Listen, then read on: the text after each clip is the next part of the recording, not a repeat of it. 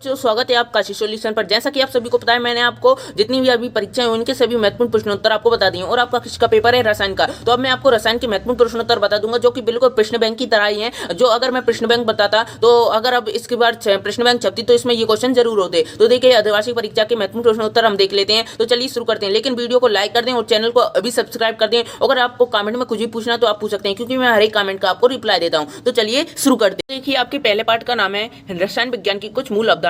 मैं आपको हर एक पार्ट के महत्वपूर्ण प्रश्न उत्तर बता दूंगा जो कि बहुत ही कम संख्या में रहेंगे और आप बिल्कुल अच्छे से सरल भाषा में इनको तैयार करवा दूंगा। तो चलिए पहला क्वेश्चन देखते हैं। पहला क्वेश्चन आता है परमाणु तथा अणु में क्या है। तो परमाणु तथा अणु में या तो आप ये लिख सकते हैं या आप अंतर याद कर लें। तो अगर आपने अंतर याद कर लिए तो आपको ये परिभाषाएं भी याद हो ही जाएंगी। तो आप अंतर याद कर लें। चलिए मैं आपको अंतर बता देता हूँ। तो इसका पहला उत्तर हो जाएगा आपका, ये किसी तत्व का सूक्ष्मतम कण होता है जो स्वतंत्र अवस्था में नहीं रह सकता। और इस प्रकार से आप इसके अंतर याद कर लें। मैं आपको थोड़ा जल्दी बता देता हूं जिससे कि वीडियो ज्यादा लंबा ना हो। तो देखिए ये आपका क्वेश्चन हो जाएगा पहला। फिर आता है दूसरा क्वेश्चन, एसआई प्रणाली क्या है। ये महत्वपूर्ण क्वेश्चन है, आपको इसको अच्छे से कर लेना है। इकाइयों के प्रयोग में समरूपता लाने के लिए सन 1960 में भार एवं मापन की अंतर्राष्ट्रीय समिति ने इकाइयों की एक अंतर्राष्ट्रीय प्रणाली प्रस्तुत की जिसे संक्षेप में एसआई प्रणाली कहा जाता है। आप यहाँ तक भी कर सकते हैं और इनके मात्रक आपको लिख देना है अगर ये क्वेश्चन आता है तो। वैसे तो ये वेरी आईएमपी क्वेश्चन है तो आपको इसको लेना है। फिर आपका अगला क्वेश्चन आता है डाल्टन का परमाणु सिद्धांत की मुख्य परिकल्पना लिखिए। ये भी आईएमपी क्वेश्चन है, आपको इसको भी याद कर लेना है। देखिए आपको इसके वैज्ञानिक और किसी सन याद कर लेना है। जॉन डाल्टन ने सन 1860 में पदार्थ का परमाणु सिद्धांत प्रस्तुत किया। इस सिद्धांत की मुख्य परिकल्पनाएं निम्नलिखित हैं। तो देखिए पहली परिकल्पना क्या है, प्रत्येक पदार्थ अत्यंत छोटे छोटे कणों से मिलकर बना होता है जिन्हें हम क्या कहते हैं, परमाणु कहते हैं। दूसरा हो जाएगा एक ही तत्व के सारे परमाणु सभी प्रकार से अर्थात भार आकार तथा अन्य गुणों में समान होते हैं किंतु दूसरे तत्वों के परमाणु से भिन्न होते हैं। तीसरा हो जाएगा परमाणु अवाज्य है अर्थात इसे किसी रासायनिक विधि द्वारा जोड़ा या घटाया नहीं जा सकता। ठीक है, ये डाल्टन का परमाणु सिद्धांत होगा। लेकिन डाल्टन का परमाणु सिद्धांत था वो बिल्कुल भी सही नहीं था, इसमें कुछ प्रमुख कमियां भी थी। तो देखिए इसके प्रमुख कमियां को भी आपको याद कर लेना है। डाल्टन की प्रमुख कमियां यहाँ पर रही, आपको इनको याद कर लेना है। ठीक है, आप स्क्रीनशॉट लेकर भी याद कर सकते हैं, ये बहुत ही सरल भाषा में है, आपको बिल्कुल अच्छे से याद हो जाएंगे। फिर आपका आता है अगला क्वेश्चन, द्रव्यमान संरक्षण या द्रव की अविनश्यता के नियम को समझाइए। तो देखिए द्रव्यमान संरक्षण और अविनश्यता के नियम को आपको समझाना है। तो पहला क्वेश्चन हो जाएगा, इस नियम को सर्वप्रथम रूसी वैज्ञानिक लोमोनोव ने सन 1756 प्रतिपादित किया था। इस नियम के अनुसार रासायनिक परिवर्तन में द्रव को ना तो उत्पन्न किया जा सकता है और ना ही नष्ट किया जा सकता है, केवल उसके एक रूप या भौतिक अवस्था में परिवर्तन हो सकता है।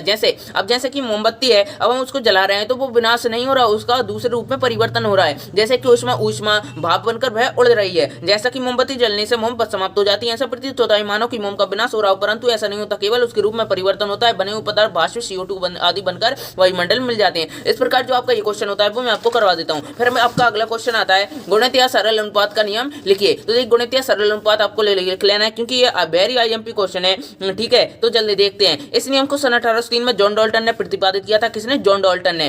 इस नियम के अनुसार जब दो तत्व आपस में संयोग करके दो या दो से अधिक यौगिक बनाते हैं तब एक तत्व के भिन्न भिन्न द्रव्यमान जो दूसरे तत्व के निश्चित द्रव्यमान में संयोग करते हैं जो परस्पर सरल अनुपात में होते हैं। उदाहरण कार्बन ऑक्सीजन से दो प्रकार से संयोग करता है। इस प्रकार से ये हो जाएगा आपकी अभिक्रिया। फिर आता है उपयुक्त क्रिया में ऑक्सीजन क्रम से 16 ग्राम तथा 32 ग्राम कार्बन की निश्चित मात्रा 12 ग्राम से संयुक्त हुई है। ऑक्सीजन के भरे 6:32 या 1:2 का सरल अनुपात है। इस प्रकार जो आपको क्वेश्चन होता है वो हो जाता है। तो बच्चों वीडियो को लाइक कर दें और चैनल को सब्सक्राइब कर दें क्योंकि जो नोट्स मैं बताता हूँ आपको बहुत ही सरल भाषा में होते हैं। आपके लिए मैं इतनी मेहनत करता हूँ तो आप जरूर वीडियो को सब्सक्राइब कर दें। एक लाइक और एक क्लिक करने में क्या जाता है आपका, तो जल्दी से सब्सक्राइब की बटन पर क्लिक करें और उसे सब्सक्राइब कर दें। तो देखिए अगला क्वेश्चन देखते हैं अपन।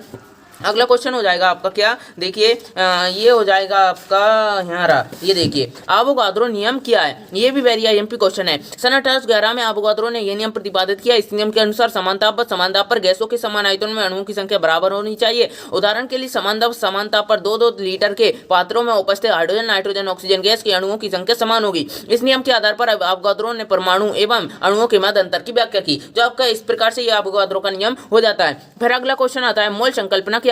मोस्ट वेरी आईएमपी क्वेश्चन है, आपको इसको अच्छे से याद ही कर लेना है। देखिए जो मैं क्वेश्चन आपको बता रहा हूं अगर वो आपने कर लिए तो 100% आप थ्योरी और न्यूमेरिकल से आप तैयार कर सकते हैं। ठीक है, तो देखिए मोल संकल्पना, पदार्थ में परमाणु अणु तथा आयनों आदि की संख्या को गिनने के लिए वैज्ञानिकों ने जिस इकाई का उपयोग किया उसे मोल कहते हैं। एक मोल का तात्पर्य इतना होता है कणों के समूह से, अतः एक मोल बराबर इतना होता है। ठीक है, मोल को अवोगाद्रो संख्या अवोगाद्रो स्थिरांक कहते हैं, इसे NR से प्रदर्शित करते हैं। मोल की परिभाषा ये रही। ठीक है, इस प्रकार से आप ये से याद कर लें। फिर अगला क्वेश्चन आता है आपका, अगला क्वेश्चन आ जाएगा आपका क्या, मूलानुपाती सतह, मूलानुपाती सूत्र तथा आणविक सूत्र किससे कहते हैं। इसको आप अच्छे से याद कर लें। मूलानुपाती सूत्र देख लेते हैं। वह रासायनिक सूत्र जो यौगिक में उपस्थित परमाणु तथा उनका सरलतम अनुरूप दर्शाता है मूलानुपाती सूत्र कहलाता है। उदाहरण की बेंजीन का मूलानुपाती सूत्र आदि। आणविक सूत्र आपको याद कर लेना है। आणविक सूत्र ज्यादा आईएमपी नहीं है, मूलानुपाती सूत्र आपको जरूर याद कर लेना है। इस प्रकार जो आपका ये वाला क्वेश्चन होता है वो हो जाता है आपका कंप्लीट। तो वीडियो को लाइक और चैनल को सब्सक्राइब करते रहना बच्चों, ठीक है, क्योंकि और आपके दोस्तों को जरूर शेयर करें। फिर अगला क्वेश्चन आता है आपका, क्या आता है, सीमांत अभिकर्मक या सीमांत अभिकारक किसे कहते हैं। ये वेरी आईएमपी क्वेश्चन है, आपको इसको अच्छे से याद कर लेना है। मैं आपको कुछ वेरी आईएमपी इसलिए कह रहा हूँ क्योंकि ये 100% परीक्षा में आने की संभावना है, क्योंकि जो मैं आपको क्वेश्चन बताता हूँ वो बिल्कुल परीक्षा में फंसते ही हैं। जैसा कि आपको मैंने फिजिक्स में बताया था वो सभी आपके परीक्षा में फंसे ही हैं, ठीक है।